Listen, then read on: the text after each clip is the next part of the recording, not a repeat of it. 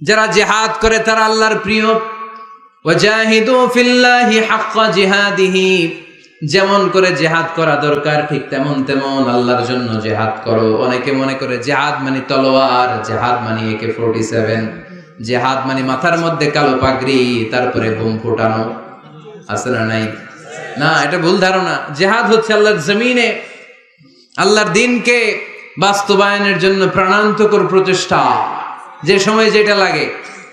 কাফের মুশরিকদের বিরুদ্ধে যদি আমাদের মুসলিম দেশের প্রধান ঘোষণা দেয়, তখন সশস্ত্র সংগ্রামের নাম হচ্ছে জিহাদ, ঠিক কিনা? এছাড়া যিনি বক্তব্য দিতে পারে তার বক্তব্য হচ্ছে জিহাদ, যিনি লিখতে পারে ইসলামের পক্ষে লিখে যাওয়াটাই হলো জিহাদ। যার প্রশাসনিক ক্ষমতা আছে, প্রশাসনের চেয়ারে বসে ইসলামের উপকার করার নাম হলো জিহাদ।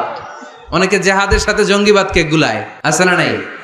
জিহাদ এক জিনিস, জঙ্গিবাদ আরেক জিনিস।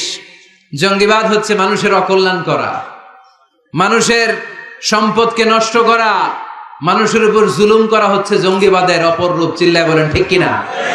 আর জিহাদ হচ্ছে মানবতার কল্যাণে কাজ করা, সত্যের পক্ষে থাকার নাম হচ্ছে জিহাদ। যারাই সত্যের পক্ষে, যারাই কল্যাণের পক্ষে, তারা হলো মুজাহিদ। আর যারাই সত্যের বিপক্ষে, তারাই হচ্ছে জঙ্গি। আল্লাহর হাবিব সাল্লাল্লাহু আলাইহি ওয়াসাল্লাম ছিলেন মুজাহিদ, আর জঙ্গি ছিল আবু জাহেল, ঠিক কিনা? সাইয়েদনা ইব্রাহিম খলিল ছিলেন মুজাহিদ, নমরুদ ছিল জঙ্গি। মুসা আলাইহিস সালাম ছিলেন মুজাহিদ, তাহলে জঙ্গি ছিল কে? চিল্লায় বলেন কে? এখানে আপনারা যারা কোরআনের পক্ষে, প্রত্যেকে এক একজন মুজাহিদ। চিল্লায় বলেন ঠিক কিনা? আর যাদের এই কোরআনের মাহফিলকে পছন্দ হয় না, কোরআনের আওয়াজ যারা সহ্য করতে পারে না, কোরআনের উচ্ছ্বাস আর আবেগকে যারা থামিয়ে দিতে চায়, এরাই এক একটা জঙ্গি। চিল্লায় বলেন ঠিক কিনা? এরাই জঙ্গি। জিহাদ হচ্ছে মুসলিমের পক্ষে মুসলিমের হক আদায় করার মিশনের নাম হচ্ছে জিহাদ। জঙ্গিবাদকে মাটির সাথে মিশিয়ে জঙ্গিবাদের কবর রচনা করার নাম হচ্ছে জিহাদ।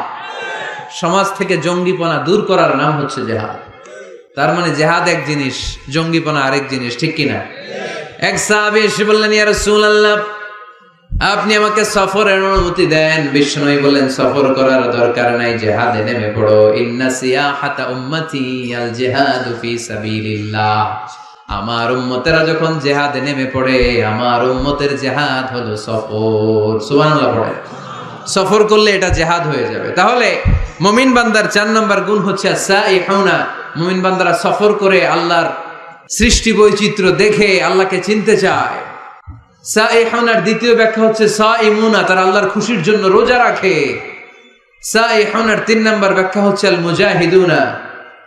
মুমিন বান্দারা আল্লাহর খুশির জন্য আল্লাহর জমিনে জিহাদ করে, ঠিক কিনা?